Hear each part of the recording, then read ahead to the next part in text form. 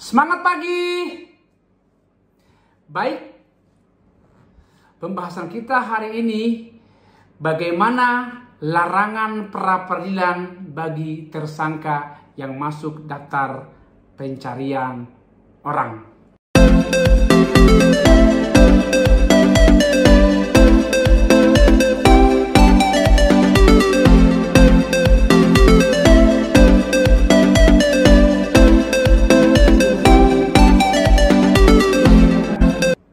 Sebelumnya kita sudah membahas tentang pra-peradilan, objek pra-peradilan, siapa yang berhak mengajukan pra-peradilan, dan regulasinya.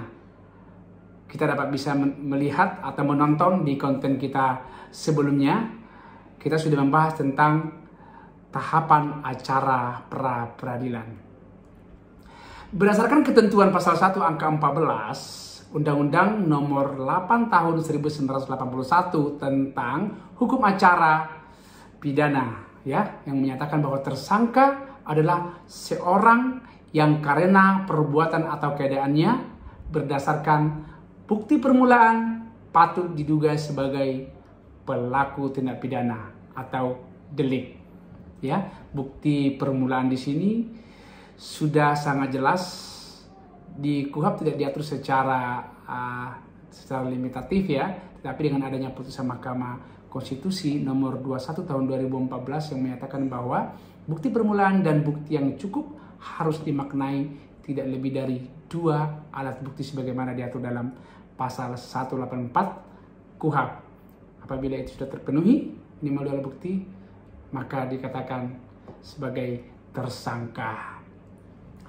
Baik, langkah-langkah yang harus dilakukan dalam hal penerbitan daftar pencarian orang atau DPO adalah yang sangat penting. Itu yang pertama, bahwa orang yang dicari adalah benar-benar diyakini terlibat sebagai pelaku tindak pidana berdasarkan alat bukti yang cukup, seperti yang kita jelaskan tadi, ya, bukti permulaan dan bukti yang cukup itu sebagai acuannya, ya, dan diancam dengan pasal-pasal pidana yang dipersangkakan kepadanya, ya, setelah diputus melalui proses gelar perkara terhadap perkara yang dipersangkakan kepada si tersangka.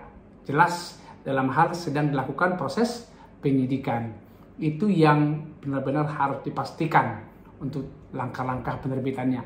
Terus yang kedua, langkah yang harus diperhatikan adalah bahwa terhadap tersangka yang diduga telah melakukan tindak pidana, ya, telah dilakukan pemanggilan beberapa kali. Mungkin panggilan pertama, panggilan kedua, tidak juga datang, dan telah dilakukan juga upaya paksa berupa penangkapan, dan juga telah dilakukan upaya paksa berupa penggeledahan sesuai dengan hukum yang berlaku di Indonesia, ya.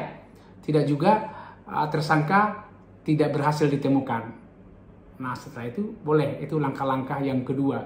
Berarti langkah-langkah untuk penerbitan daftar pencarian orang atau DPO tadi, itu 2 elemen tadi harus benar-benar diperhatikan. Kemudian dalam hal daftar pencarian orang ini juga harus memuat dan menjelaskan secara detail apa saja syarat-syaratnya yang harus dituliskan di dalam, ya, dimuat. Yang pertama adalah harus jelas identitas lengkap kesatuan yang menerbitkan DPO. Misalnya yang menerbitkan DPO Polri atau kesatuan kejaksaan atau KPK, itu harus jelas. Kesatuan mana yang menerbitkan daftar pencarian orang harus jelas. Kemudian nomor telepon penyidik yang dapat dihubungi harus dimasukkan juga di sana. Kemudian nomor dan tanggal laporan polisi harus. Kemudian nama pelapor juga, ya, walaupun kita mengetahui bahwa pelapor sini bisa masyarakat, bisa juga laporan itu ditemukan oleh aparat itu sendiri. Boleh ada 2 jenis, ya, boleh.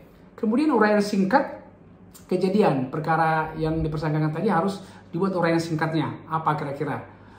Kemudian pasal tindak pidana yang dilanggar, delik apa yang dilanggar, di situ harus dimuat juga. Kemudian ciri-ciri identitas, ya, identitas tersangka yang dicari, dicantumkan foto dan ciri-ciri khusus secara lengkap orang yang dicari tersebut.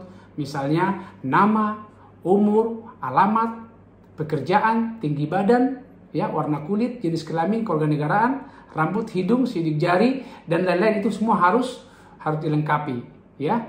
Terus dalam hal pra peradilan atas penetapan tersangka yang masuk dalam daftar pencarian orang, ya, bahwa untuk memberikan kepastian hukum dalam proses pengajuan pra peradilan bagi tersangka dalam status daftar pencarian orang atau DPO, Mahkamah Agung mengeluarkan surat edaran nomor 1 tahun 2018 tentang larangan pengajuan pra peradilan bagi tersangka yang melarikan diri atau sedang dalam status daftar pencarian orang. Itu sudah diatur. Itu poin yang pertama adalah dalam hal tersangka melarikan diri atau dalam status daftar pencarian orang atau DPO, maka tidak dapat mengajukan permohonan pra peradilan. Itu sudah diatur. Ya. Yang kedua, jika permohonan pra peradilan tersebut tetap dimohonkan oleh penasihat hukum atau keluarganya, maka hakim menjatuhkan putusan yang menyatakan bahwa permohonan pra peradilan tidak dapat diterima. Walaupun kita mengetahui, ya, di Undang-Undang Kehakiman itu tidak ada larangan untuk seseorang pun melakukan upaya hukum apapun. Tetapi kalau toh juga tetap diajukan upaya hukum pra peradilan dalam hal daftar pencarian orang, itu akan diputuskan menyatakan permohonan pra peradilan tidak dapat diterima. Dan juga poin berikutnya, ya, terhadap putusan tersebut, ya, tidak dapat diajukan upaya hukum. Misalnya banding, kasasi tidak dapat diajukan. Jadi sangat jelas, ya, bahwa untuk penekanan bahwa seseorang yang saat ini sedang berstatus sebagai tersangka yang masuk dalam daftar pencarian orang atau DPO tidak dapat mengajukan upaya hukum pra peradilan. Ya, sampai di sini edukasi hukum kita.